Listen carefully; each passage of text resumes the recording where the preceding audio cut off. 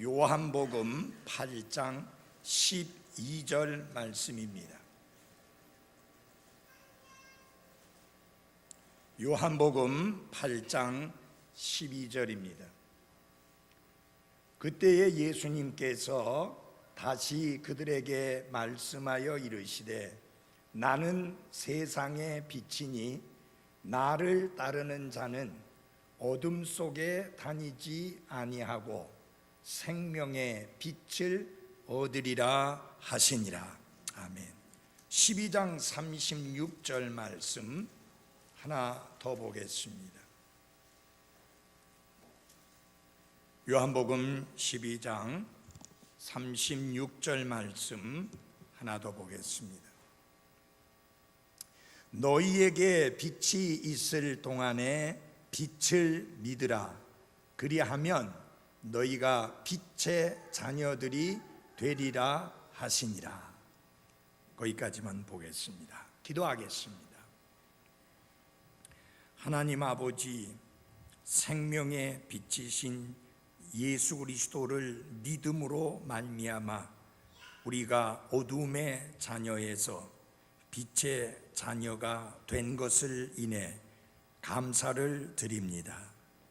이제 우리는 더 이상 어둠에 속한 자가 아니요 빛에 속한 자이기 때문에 빛에 속한 자로서 빛의 자녀들로서 하나님이 기뻐 받으실 만한 삶을 온전히 살아갈 수 있도록 우리의 생각과 마음과 삶을 성령 하나님이 주장하시고 다스려 주옵소서.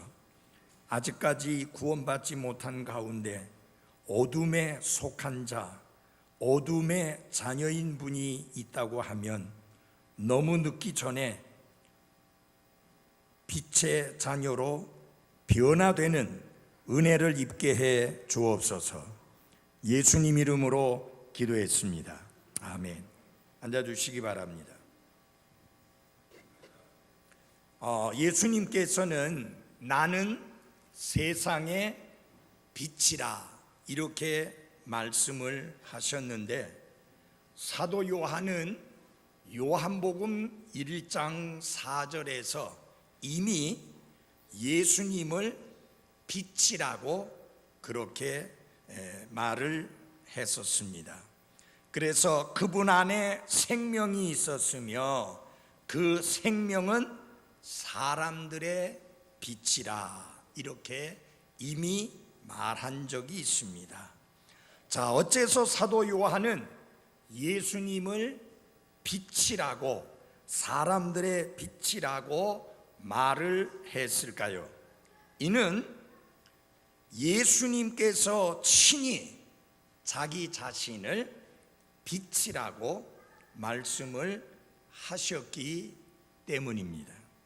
자, 예수님께서 나는 세상의 빛이라 라고 말씀을 하셨는데, 이것은 요한복음에만 나타나는 7가지 말씀 중에서 나는 무엇이다 라는 말씀을 하셨는데, 그 중에 2번째 말씀이 나는 세상의 빛이라 라는 말씀입니다. 지난 주일날 설교했던 거 기억나는가요? 예수님께서 나는 생명의 뭐라고 그랬어요? 빵이라 라고 말씀했습니다. 그것이 첫 번째 말씀입니다. 2번째로 예수님은 나는 세상의 빛이라 라고 말씀을 하셨습니다. 성경에서 빛이라고 하는 것은 누구를 의미하고 누구를 가리키는 말씀인가? 나와 여러분을 의미하고 나와 여러분을 가리키는 말씀이 아니라 하나님을 가리키는 말씀입니다. 그렇다면 예수님께서 나는 빛이다 라고 말씀하셨을 때 그 말의 의미는 예수님은 누구라는 말이에요? 하나님이라는 뜻입니다. 그래서 요한일서 1장 5절에 보면은 하나님은 빛이라 그분 안에는 어두움이 전혀 없다라고 말씀을 하고 있습니다. 그러면 반대로 어둠이라고 하는 것은 무엇을 의미하며 누구를 의미할까요? 당연히 그것은 사탄을 의미하고 마귀를 의미하며 또한 죄를 의미하는 게 어둠인 것입니다. 그래서 예수님께서 이 땅에 오셔서 하시게 될 일을 말씀하시면서 어둠의 권세 아래 있는 자들을 빛으로 옮기시는 일을 하실 것이라고 하는 말씀을 하셨습니다. 그래서 여러분 잘 보십시오. 우리가 구원받지 못한 상태에 있었을 때 우리는 어디에 있었는가? 어둠에 있었습니다. 그러나 그리스도로 말미암아 구원받고 난 지금 이제는 어떻게 바뀌었는가? 이제는 주 안에서 뭐라고 했는가? 빛이다 라고 말씀했고 빛의 자녀이다 라고 말씀을 했습니다. 예수님께서는 우리를 어둠에서 불러내셔가지고 자신의 놀라운 신기한 빛으로 들어가게 하셨다고 사도 베드로는 말씀을 하고 있습니다. 잘 들어주십시오. 우리를 어둠에서 불러내어서 예수 그리스도 자신의 놀라운 빛으로 들어가게 하셨다. 그러므로 우리는 더 이상 어둠의 자녀가 아닌 무엇의 자녀입니까? 빛의 자녀인 것입니다. 자, 그러면 이제 빛의 자녀가 되었으니 우리가 어떻게 살아야 될 것이냐? 첫째는 지난날 우리가 살았을 때, 구원받지 못했을 때, 어둠 속에 속해 있었을 때 그때 했던 행위들을 벗어버려야 합니다. 그게 무슨 행위냐? 어둠의 행위를 벗어버려야 합니다. 그리고 무엇을 입어야 되느냐? 빛의 갑옷을 입어야 합니다. 그리고 빛의 자녀들로서 걸어야 하는 것입니다. 자, 중요한 건 이겁니다. 정말 여러분이 빛의 자녀가 되었는가? 그렇다면 어둠의 행위들을 벗어버리는 것은 어렵지 않습니다. 여러분이 진정으로 빛의 자녀가 된 사람이라면, 어둠에서 빛으로 옮겨진 사람이라면 빛의 갑옷을 입고 빛의 자녀들로서 걷는 것은 어렵지 않습니다. 왜요? 우리의 신분이, 우리의 정체가 바뀌어졌기 때문인 것입니다. 그래서 우리 여러분 기억하십시오. 옛날에 살던 우리의 삶을 정리하고 하나님이 기뻐 받으실 만한 새로운 삶을 살 수 있는 가능성은 오직 한 가지를 통해서만 가능합니다. 그것은 무엇을 통해서냐? 그리스도 예수님 안에서 새로운 창조물이 될 때만 가능한 것입니다. 마찬가지입니다, 여러분. 어둠의 행위를 벗어버리는 게 어떻게 가능하냐? 어둠의 자식으로 있으면 불가능합니다. 뭐로 바뀌어야 되는가? 빛의 자녀로 바뀌어야만 어둠의 행위들을 벗어버릴 수 있는 것입니다. 그래서 중요한 것은 여러분이 진정으로 빛의 자녀로 다시 태어난 것이 분명하냐 하는 여러분의 신분의 문제를 먼저 분명하게 해결해야 하는 것입니다. 자, 그러면 우리가 빛의 자녀가 되었을지인데, 빛의 자녀들로서 걸으려면 어떻게 해야만 하는가? 그것을 말씀드리기 전에 먼저 여러분에게 다시 말씀을 드립니다. 여러분은 생명의 빛을 얻으셨나요? 아멘. 분명합니까? 예수님께서 이렇게 말씀하십니다. 나를 따르는 자는, 나를 따른다는 말은 나를 믿는 자는 하는 말과 같은 말인데, 나를 믿는 자는 두 가지 약속을 하십니다. 첫째, 어둠 속에 다니지 않는다. 왜 어둠 속에 다니지 않습니까? 예수님이 세상의 빛이요 그분과 함께 걷는다면 절대로 어둠 속에 다니지 않습니다. 두 번째로, 주님께서 세상에 비친 예수님을 믿는 자들에게 주신 두 번째 약속은 뭐냐? 생명의 빛을 얻으리라 약속하셨습니다. 그래서 여러분에게 묻고 싶은 것은 이겁니다. 생명의 빛을 얻으셨나요? 라는 질문입니다. 분명히 생명의 빛을 얻으셨습니까? 자, 예수님께서 나는 세상의 빛이라고 하는 말씀을 하신 그 배경을 좀 알아볼 필요가 있습니다. 그래서 세 가지 면에서 말씀을 드립니다. 첫 번째, 어떤 배경에서 예수님이 이 말씀을 하셨는가? 두 번째로는 그 의미가 무엇인가? 예수님이 세상의 빛이라고 했을 때 그 의미가 무엇인가? 그 다음에 실제로 우리 생활 속에 이 말씀을 어떻게 적용할 것인가? 세 가지로 나누어서 말씀을 드리고자 합니다. 먼저 이 말씀을 하시게 된 배경을 살펴보도록 하겠습니다.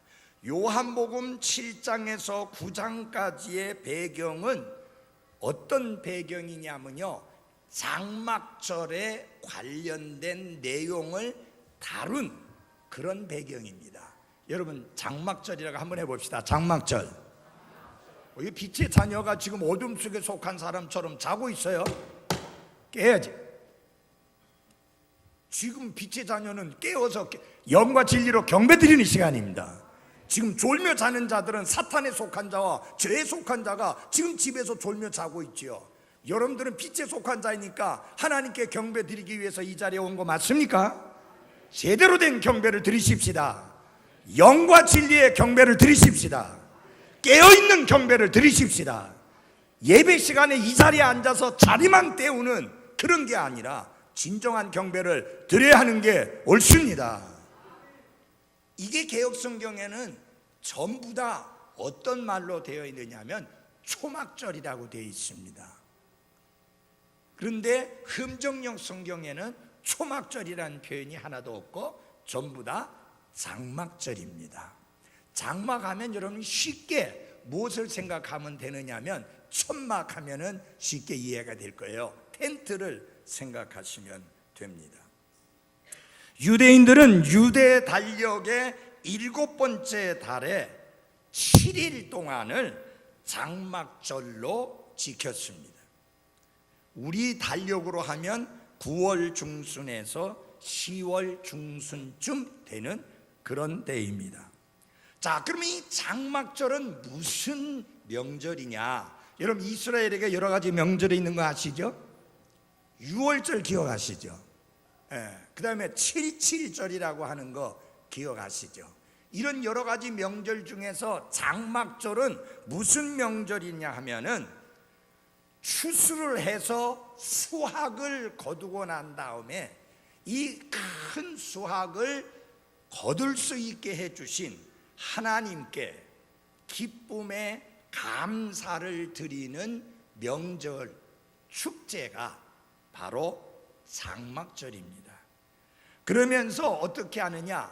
그들의 조상, 이스라엘 백성의 조상이 과거에 이집트에서부터 나와가지고 하나님이 약속해 주신 젖과 꿀이 흐르는 땅인 가나안 땅을 향해 가는 동안 계속 여행을 했어야 했기 때문에 그들은 집에 거하지 못하고 무엇에 거했죠? 장막에 거했습니다. 임시 처소인 장막, 텐트에 거하게 되었습니다. 그때 하나님께서 그들에게 베풀어 주신 은혜가 얼마나 놀랍고 컸는지, 농사도 짓지 않았는데 배불리 먹여주셨고 짐승도 기르지 않았는데 하나님께서 38년 동안이나 고기를 먹여주시고 이 은혜에 감사해서 기쁨의 축제로서 하나님께 감사를 드리며 기념하는 명절이 장막절입니다. 이제 장막절이 어떤 명절인지 아셨나요? 다 같이 한번 해봅시다. 장막절. 근데 이 명절에 좀 특이한 것을 했습니다. 뭘 했느냐 하면은 이제는 이 이스라엘 사람들이 예수님이 이 땅에서 사역하셨을 때 이 사람들은 안정되게 집을 짓고 그 집에서 생활을 했는데, 주로 제가 이스라엘에 가보니까 집이 주로 어떤 곳이냐면 우리처럼 요렇게 짓는 집이 아니라 우리가 스라브 집이라고 하죠. 이렇게 평평하게 해놓은 그런 집입니다. 그러니까 옥상을 아주 유용하게 쓸 수 있도록 만들어진 그런 집에 거하고 있는데, 이 장막절이 되면 어떡하느냐, 멀쩡한 집을 놔두고 7일 동안 어디서 자느냐 하면은 옥상에다가 천막을 치고 그 천막에다가 어떻게 하느냐, 나뭇가지를 꺾어다가 이렇게 걸쳐 놓고 그렇게 해서 일주일 동안을 보냅니다. 그건 무슨 의미라고요? 사막을 통과하는 동안, 광야를 통과하는 동안 하나님이 베풀어 주신 은혜에 감사하며 그 은혜를 기억하고 기념하는 그런 때가 장막절이다. 그래서 이 명절이 되면요, 예루살렘 도시는 방문객들로 붐볐고 축제를 즐기려는 사람들로 북적이었습니다. 노래와 춤을 췄고 횃불 행진을 했는데, 심지어 어떤 행진을 했느냐, 과거에 이스라엘 백성들이 여리고 도시를 점령할 때 싸워서 이긴 게 아니라 여리고 도시를 7바퀴 하루에 한 번씩 돌다가 마지막에는 7바퀴 돌고 나니까 여리고 도시가 그대로 주저앉아가지고 망하고 말았잖아요. 그 승리를 기념하기 위해서 성벽 주위로 행진을 하는 그런 사람들도 있었습니다. 그게 장막절입니다. 여러분, 감격적인 명절 맞죠? 왜냐? 하나님께서 지난날 베풀어 주신 은혜를 생각하면서 또 지금은 풍성한 수확을 거두게 해 주시어서 부족함이 없게 해 주신 하나님의 은혜를 기뻐하며 축하하며 서로 지난날 하나님이 베푸신 은혜를 기념하는 날이니까 의미 있는 축제임에 틀림없습니다.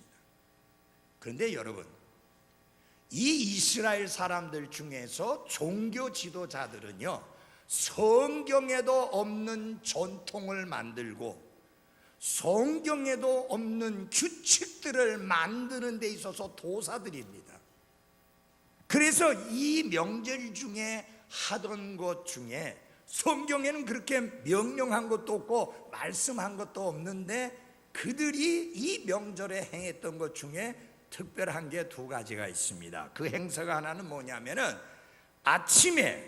이른 아침에 제사장들이 실로암 못에 가서 물을 길어다가 예루살렘 성전에 보면은 노수로 만든 제단이 있었는데 거기다가 갔다가 물을 붓는 겁니다.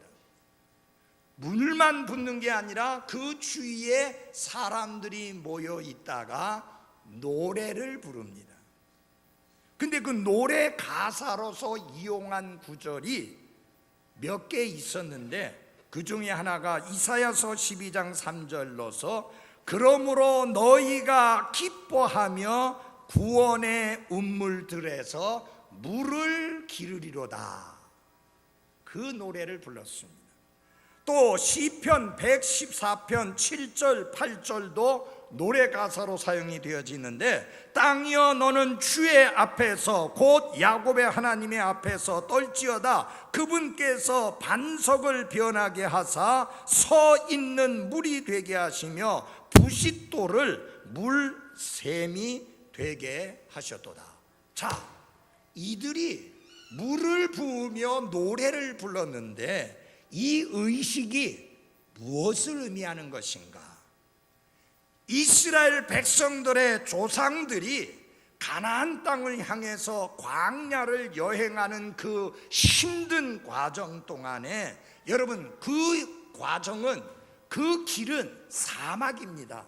제가 그 이집트에서 이스라엘까지 그 과정을 차를 타고 이동해 봤는데 황량한 사막입니다. 무엇을 찾기가 어렵습니까? 물을 찾기가 어렵습니다. 저야 차를 타고 이동했기 때문에 짧은 시간 안에 올 수 있었지만 200만, 300만에 가까운 사람들이 여러분 걸어서 혹은 낙타를 타고 이동하게 된다면 얼마나 힘들겠습니까? 거기다가 물이 없다고 하면 끔찍한 일이죠. 그런데 하나님께서 그 물 한 방울 나지 않는 사막에서 물을 내셔서 그들로 하여금 목말라 죽지 않게 은혜를 베푸신 것, 그것을 기억하고 기념하기 위해서 그런 노래를 부르며 그런 행사를 했던 것입니다. 여러분, 의도 자체는 좋죠. 아니, 이 전통이, 그 행사가, 생각 자체는 좋잖아요. 하나님이 광야에서, 사막에서 우리 조상들을 물을 주셔서 마시게 했다. 심지어 부싯돌이 샘이 되게 하셔서 마시게 했다. 얼마나 좋습니까? 의도는 좋습니다.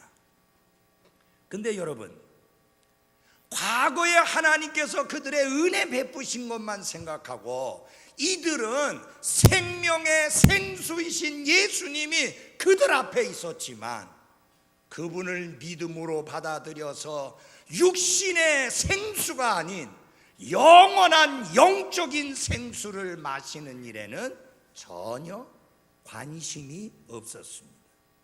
무엇에만 관심이 있었느냐? 이 입으로 들어가는 물에만 관심이 있었고, 지금 하나님께서 예수 그리스도를 이 땅에 보내셔서 그분이 영적인 생수를 주셔서 영원히 목마르지 않게 하신다는 이 사실은 그냥 무시하고 예수님을 외면해 버리고 만 것입니다. 그래서 예수님이 소리치셨습니다. 명절을 지내고 그 명절의 그 마지막 날, 그 큰 날에 예수님께서 누구든지 목마르거든 내게로 와서 마시라. 나를 믿는 자는 성경 기록이 말한 것 같이 그의 배에서 생수의 강들이 흘러나리라. 예수님께서 서서 외치셨다고 그랬습니다. 왜요? 생수이신 예수님을 저들이 외면하고 있었기 때문에. 이 명절은 일주일로 끝나버린다. 근데 이 명절이 담고 있는 의미를 알아야 되는데, 생수로서 이 땅에 오신 예수 그리스도, 그분을 믿음으로 영원히 목마르지 아니하는 영적인 생수를 얻어야 된다는 것이다라고 강력하게 말씀을 전하게 된 것입니다. 요게 낮에 했던 행사입니다. 그 다음에 밤에 했던 행사가 있었습니다. 그 주간에 밤에 제사장들은 무엇을 했느냐? 성전에 보면은 그 성전 바깥에 뜰이 있는데 여인의 뜰이라고 하는 곳이 있었고 이방인의 뜰이라고 하는 곳이 있었고 유대인들의 뜰이라고 하는 곳이 있었는데, 유대인들의 뜰에는 유대인 남자만 들어갈 수 있고 여인의 뜰에는 유대인 여자만 들어갈 수 있고, 그 다음에 이방인의 뜰에는 이방인들만 들어갈 수 있는 뜰이 있었습니다. 그 중에 여인들의 뜰에서 4개의 큰 등잔대 불을 밝혔습니다. 근데 이 불이 얼마나 밝았는지 예루살렘 도시의 반대편에서도 볼 수 있을 만큼 밝게 불을 밝혔습니다. 자, 이거 왜 했을까요? 아까는 사막에서 생수를 주시어서 목말라 죽지 않도록 하신 그 하나님의 은혜를 찬양하고 감사하기 위해서 그렇게 했고, 요건 무엇이냐? 이스라엘이 이집트에서 나와서 약속의 땅을 향해 가는 동안에 여러분, 사막을 통과한다는 것은 끔찍한 겁니다. 사막의 특징이 뭔지 압니까? 사막이 낮에는 50도 이상 오릅니다. 철판만 있으면 계란 후라이 바로 됩니다. 그러면 밤에는 어떻게 되느냐? 영하로 떨어집니다. 밤 되면 자야 되는데 영하로 떨어지게 되면 다 얼어 죽습니다. 낮에는 50도 이상 올라가는데 그 길을 그냥 걸어서 가야 된다고 하면 다 졸도해서 죽습니다. 정말 하나님이, 잘 들어주십시오, 이들을 특별한 방법으로 보호해 주시고 이끌어 주시지 않는다면 다 죽는다는 이야기예요. 혹시 하나님이 기회를 허락해 주시거든 제발 그 이집트에서 그 이스라엘까지 여정을 한번 가보시기 바랍니다. 쳐다보는 순간에 이스라엘 백성들이 원망한 거 이해가 갑니다. 나라도 원망했겠다. 끔찍합니다, 그 길이. 그러니까 정말 하나님의 은혜와 하나님의 도우심이 없이는 한 명도 살아남을 길이 없는 그런 사막입니다. 그런데 하나님이 어떻게 하셨어요? 낮에는 구름 기둥으로 시원하게 해주셨습니다. 여러분, 여기는요 습도가 없기 때문에 그늘만 있으면 엄청 시원합니다. 50도가 넘는 그런 기온이라 할지라도 그늘만 있으면 시원합니다. 이스라엘이 시원하게 여행할 수 있게 하신 하나님의 은혜에 찬양을 드립니다. 그 다음에 밤이 되면 또 기온이 떨어지니까 하나님이 불기둥을 주시어서 환하게 밝혀주었을 뿐만 아니라 열을 가해 주시어서 그들이 추운 사막에서 얼어 죽지 않게 해 주셨습니다. 낮에는 구름 기둥으로 그들의 길을 인도하시고 밤에는 불기둥으로 그들에게 빛을 주사 낮과 밤에 가게 하셨으며, 낮에는 구름 기둥을 밤에는 불기둥을 백성 앞에서 치우지 아니하셨더라. 40년 동안 하나님이 구름 기둥과 불기둥을 치우지 아니하시고 계속해서 허락하시고 인도해 주셨습니다. 여러분, 그동안 그들이 얼마나 원망 불평 많이 했습니까? 사람 같으면 예의 못된 것들하고 치울 텐데 그렇게 원망하고 그렇게 불평하고 그렇게 하나님 대적하고 그렇게 우상 숭배했음에도 불구하고 무한하신 하나님의 은혜는 그칠 줄 모르고 계속해서 낮에는 구름 기둥 밤에는 불기둥을 백성 앞에서 치우지 아니하셨더라. 아멘. 하나님의 은혜에 감사하십시오. 우리가 얼마나 하나님께 거역을 많이 합니까? 우리가 얼마나 하나님께 불순종을 많이 합니까? 우리가 얼마나 하나님을 기쁘게 해드리지 못하고 우리 욕심대로 우리 생각대로 행할 때가 많습니까? 그럼에도 불구하고 하나님이 끊임없이 은혜를 베풀어 주시는 것을 인해 감사하십시오. 그런 것들을 기억나게 하고 그런 것들을 기념하면서 하나님께 감사하는 그런 의식이 바로 이 의식이었습니다. 전통이었습니다. 아까도 말씀드렸지만 이건 성경에 없는 거예요. 그렇지만 그들이 전통을 만들어서 그런 전통을 지키면서 그런 행사를 했습니다. 이런 전통들은 나빠요, 안 나빠요? 좋죠. 하나님의 은혜를 기억하고 감사하는 전통이니까. 근데 문제는 두 번째로 왜 예수님이 나는 세상의 빛이라고 하는 말씀을 하셨는가? 이런 배경 속에서 예수님이 나는 세상의 빛이라고 말씀하셨는데 그 의미가 무엇이냐?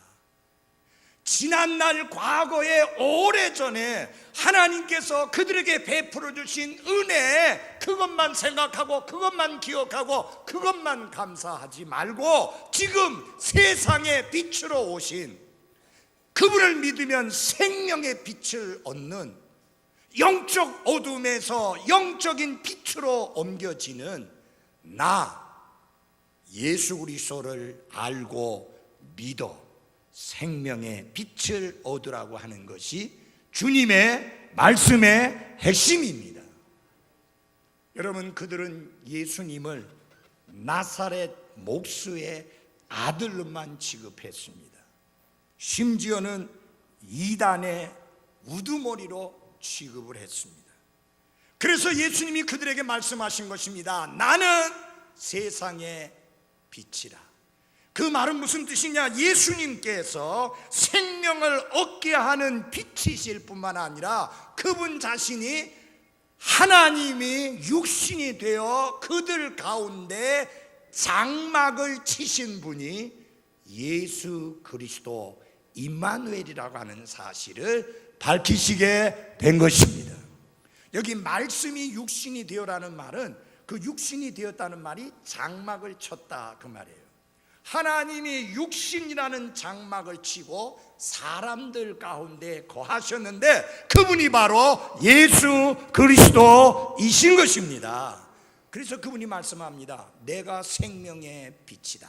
내가 세상의 빛이다. 그 말은 나는 하나님이라는 뜻입니다. 우리와 함께 계시는 하나님이 아니라 하나님께서 우리와 함께 계신다는 뜻입니다. 나는 빛이라고 하는 그 말씀은 그분은 거룩하신 분이라는 뜻입니다. 나는 빛이라는 그 말씀은 그분이 보호자라는 뜻입니다. 나는 빛이라는 그 말씀은 예수님이 인도자라고 하는 뜻입니다.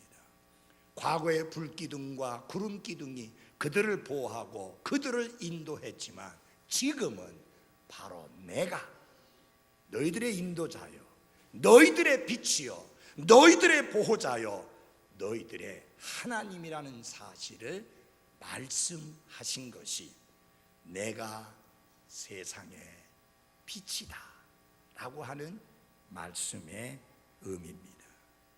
그들은 지난날 하나님이 베풀어 주신 은혜에 감사하면서 이런저런 행사는 했지만 그러나 정말 장막절의 핵심이요, 장막절의 주인공이시여 장막절의 주체가 되시는 예수님은 까마득하게 잊어버리고 그냥 축제만 즐기는 일에 끝나고 있었기 때문에 내가 생명의 생수라는 말씀을 예수님이 하시고 내가 세상의 빛이요 생명의 빛이라는 말씀을 하시게 된 겁니다. 결국 예수님이 나는 세상의 빛이라고 했을 때 그 말이 무슨 말입니까? 그분은 하나님이시다. 나사렛 목수의 아들, 단순한 그런 인간이 아니다. 하나님이 우리와 함께 계신 바로 그분이다. 그분이 거룩하신 분으로서 우리의 보호자여 우리의 인도자라고 하는 것을 밝히 드러내어 말씀하신 것이 나는 세상의 빛이라는 그 말씀의 의미입니다. 여러분, 제가 사람들을 향하여 내가 세상의 빛입니다 라고 말할 수 있을까요? 그래서 나를 따르는 자는 생명의 빛을 얻게 될 것이고 어둠 속에 다니지 아니할 것이라고 그렇게 말할 수 있을까요? 아무도 그렇게 말할 수 없습니다. 하나님이신 예수님만이 그 말씀을 하실 수가 있는 것입니다. 그러므로 여러분 기억하십시오. 우리가 예수님 사랑해요, 예수님 하는데 그분이 하나님이신 것을 잊지 마십시오. 그분이 거룩하신 분인 것을 잊지 마십시오. 그분이 우리의 삶의 보호자인 것을 잊지 마십시오. 그분이 우리의 삶의 인도자인 것을 잊지 마십시오.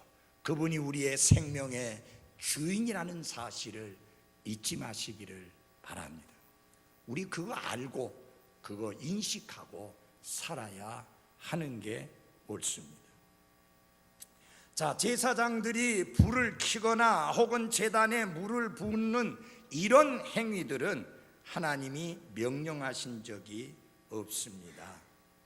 이 이스라엘의 종교 지도자들은요, 성경에도 없는 전통을 만드는데 아주 뛰어난 사람들입니다.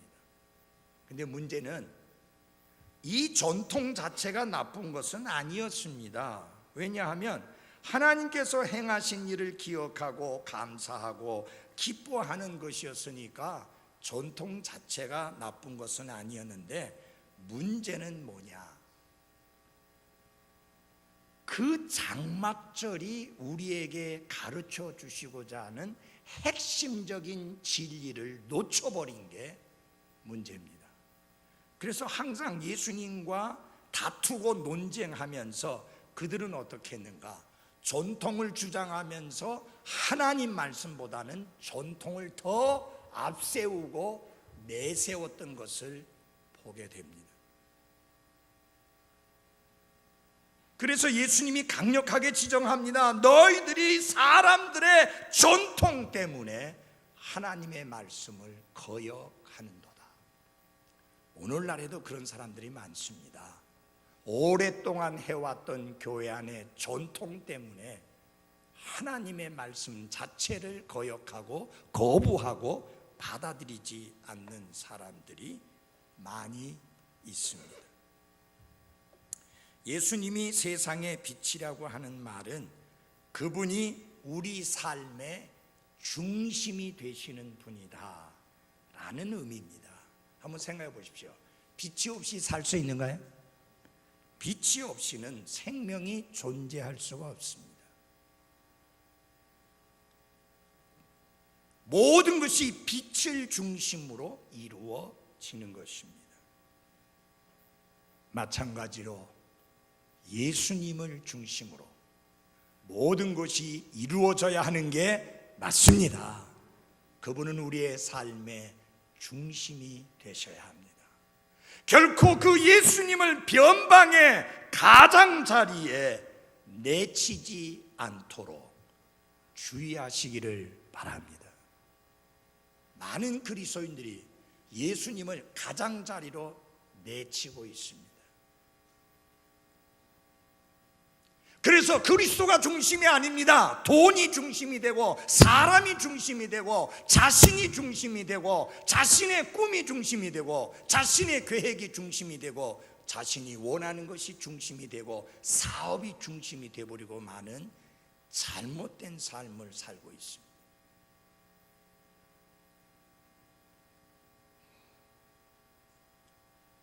해는 태양계의 한가운데 있어서 해를 중심으로 모든 것이 돌게 되어 있지 않습니까? 사도 요한은 하늘을 쳐다보니까 왕자의 한가운데에 예수님이 계신 것을 보았습니다. 또 7 등잔대, 곧 교회를 의미하는데 그것의 한가운데 누가 있는가? 예수님이 계신 것을 보았습니다. 또 예수님께서 그분의 이름으로 모이는 사람들 한가운데 계시겠다고 말씀하셨습니다. 또한 부활하신 후에도 제자들에게 나타나셨을 때에 그들의 한가운데 서서 평강이 있을지어다라고 말씀하셨습니다.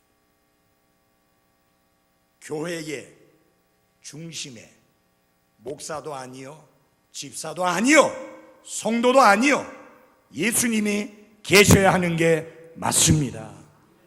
그분은 한가운데 계셔야 하는 분입니다. 변방으로 쫓겨나야 될 뿐이 아니라 변방으로 내쳐야 될 뿐이 아니라 내 삶에, 내 계획에, 내 꿈과 내 모든 것에 한가운데 계셔야 할 분이십니다. 잊지 마십시오. 그것이 바로 우리의 생활 속에 적용해야 될 중요한 진리인 것입니다. 참 여기서 예수님께 놀라운 것을 보게 됩니다. 아무리 예수님이 말씀하셨지만 사람들은 그분을 받아들이지 않았고 거부했을 뿐만 아니라 심지어 돌을 들어서 쳐 죽이려고 했습니다. 그래서 성전에서 나가서 밖으로 가는데 누가 있었는가? 요한복음 9장에 보면은 눈먼 사람이 있었습니다. 이때 제자들은 예수님께 물었습니다. 예수님, 이 사람의 눈먼 것이 누구의 죄 때문입니까? 자신의 죄 때문입니까? 부모님의 죄 때문입니까? 여러분 잘 들어주십시오. 제자들의 관심사는 신학적인 논쟁거리였습니다. 이게 신학적으로 이 사람의 죄냐 부모의 죄냐, 그것이 제자들의 관심사였습니다. 그러나 예수님은 그에게서 도움이 필요한 것을 보셨습니다. 그리고 그 눈먼 사람의 눈을 뜨게 해서 볼 수 있도록 해 주셨습니다.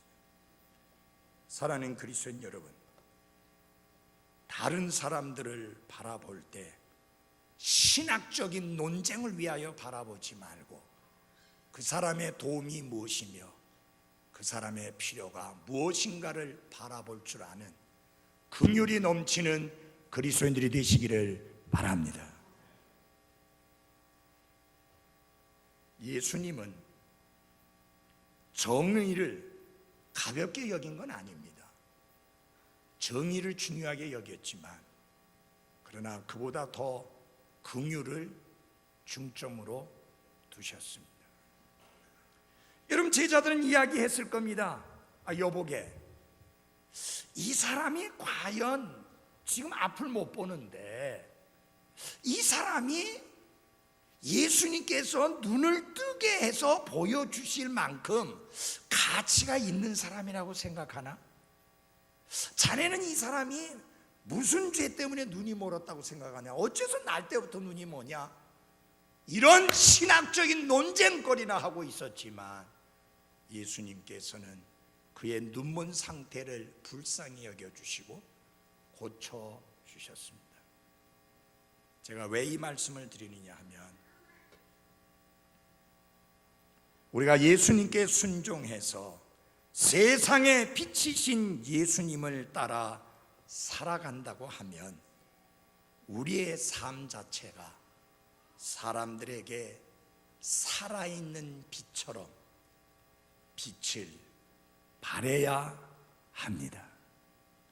그리고 어둠 속에 있는 사람들을 빛 가운데로 인도하기 위해서 돕는 사람이 돼야 합니다.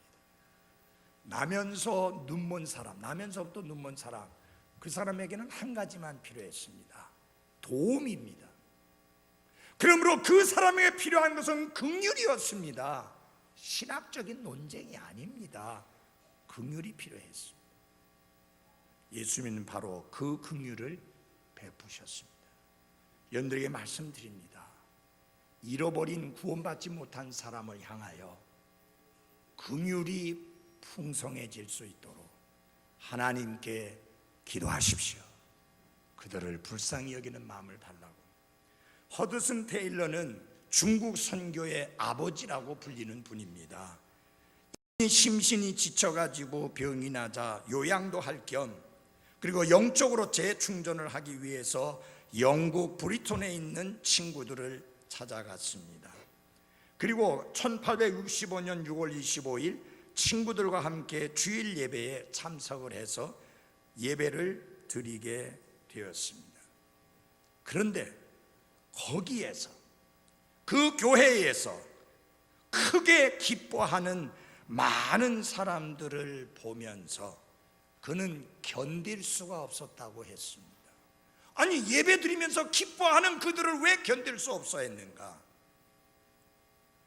자신들이 구원받고 자신들이 그리스도인 생활을 하고 자신들이 영과 진리로 경배드리는 그 시간을 기뻐하고 즐거워하고 있었지만 수억의 사람들이 그리스도 없이 죽어가고 있는 그 사실에 대해서는 전혀 관심이 없었기 때문입니다.